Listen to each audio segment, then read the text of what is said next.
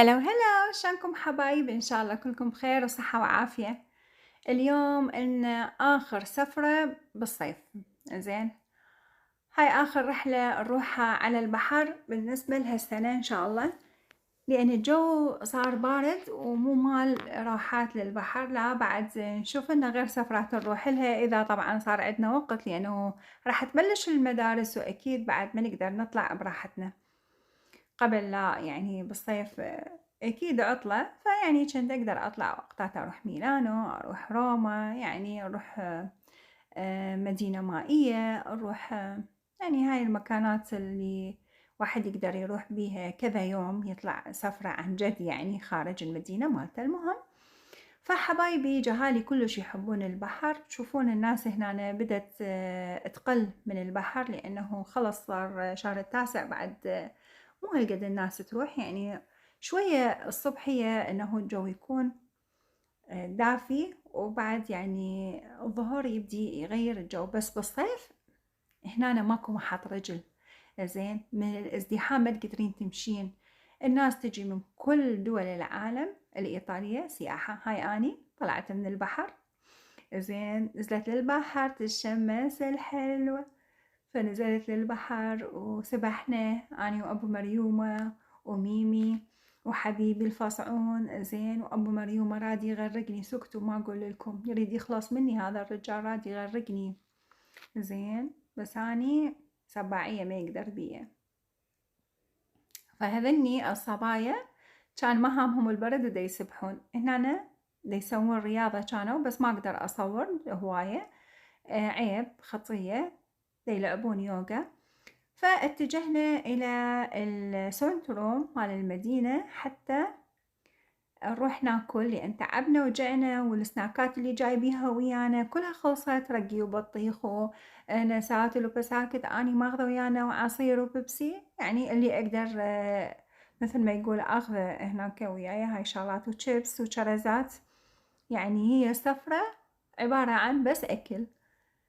هنا تخفيضات الملابس سالدي، فعلا تخفيضات حقيقية، بس هي أساسا هنا اكو ماركات هي أساسا تكون غالية على التخفيض، أو حتى من يخلوها نص سعر هي غالية، ولكن اكو تخفيضات حقيقية.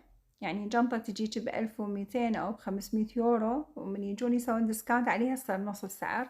هم يعتبروها تخفيض بالنسبة إلهم يعني، بس بالنسبة إلنا يعني نشوفها كلش هواية غالية. بس لا، اكو هواية شغلات يعني عليها تخفيضات. الأكل عليها تخفيضات، الملابس يعني مواسم، المكانات اللي مو ماركة معروفة جدا، لا تخفيضات حقيقية ومناسبة بالنسبة لنا، يعني الطبقة الوسطى. بس الطبقة الراقية الأغنياء كلش دول ما يديرون بالي، يشترون ماركات عادي. فهذا المحل جذب انتباهي، وحبيت نروح نتغدى يمه ناكل بيتزا. وهذا المحل اللي يمه كان خال أشياء مال البحر، يعني جنط على شفقات، يعني واحد ياخذها هدايا، بالإضافة إلى الملابس العادية مال البحر، مايوهات وبكيني وغيره. هنا البيتزا والرجل النبيل. هذا المحل عن جد يجذب الانتباه. شو مسوي؟ معلق الديكور مالته معلق أحبال تشوفون، وناشر ملابسه، ملابس زوجته، ما أدري، المهم ملابسهم الداخلية، جواريبهم، الفلفل، حتى الغلاية مال قهوة. هنا الببغاء كان حقيقي مو تمثال، وكان قاعد يسولف، بس أني كاتمة الصوت لأن دا أمنتج الفيديو بوقت آخر، يعني مو بنفس الوقت اللي صورت فيه. فحقيقة هذا المحل جذب انتباهي. الفلفل هنا الأحمر يؤمنون ويعتقدون بأنه يجذب لهم الحظ الوفير، زين. فيا جماعة الخير، طلع الفلفل يجذب الحظ الوفير.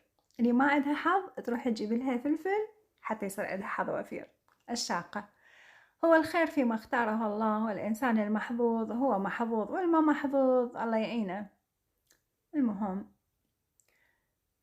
فاعتقادات كل شعوب، كل يعني شعب من الشعوب إلى اعتقادات معينة. بس عموما هم الشعب الإيطالي شعب يعني يحب الأكل السبايس. بس هاي الفلفلة رهيبة يا جماعة الخير. هي اسمها أفريتة، وفعلًا هي أفريتة بالنسبة للحرارة اللي بيها مو طبيعية، الدخان يطلع من الأذن، أني كلش أحب الأكل الspice، بس مو بهالدرجة يعني درجة الحرارة إنه واحد بعد ما يقدر ياكل، لازم واحد يميز طعم الأكل هالشكل، واحد يستذوق الأكل بأنه شوية حار شوية حاد حتى يصير نكهة مختلفة وتقدرين تكملين يعني مثل المقبلات أو فاتحة للشهية إنه واحد يقدر يكمل، بس مع الحرارة توصل حد المرارة والواحد ما يقدر يستمتع بأكله لا صعب. فهاي المدينة وهاي أجواء المدينة، كان يوم عطلة يوم السبت والأحد إحنا الويكند العطلة مو مثل بغداد يعني الخميس على الجمعة عندنا عطلة ببغداد، هنا عندنا سبت على الأحد. أكيد الناس اللي يتابعوني عايشين بأوروبا يعرفون هذا الشي، بس حبيت أوصل الفكرة يعني للناس اللي ببغداد متابعاتي وحبايبي وخواتي اللي ببغداد. فهذا كان روتين حياتنا لهذا اليوم، شاركته وياكم بكل تفاصيله، وحبيت أقول لكم شوفوا عندنا تمر بإيطاليا يا جماعة الخير، مو عبالكم ما عندنا تمر، شوفوا هاي نخلات مال التمر شلون جابوها وزرعوها أني ما دا أفتهم، المهم عندنا تمر بإيطاليا فعلا بالسوبر ماركت وين ما تروحين متوفر التمر.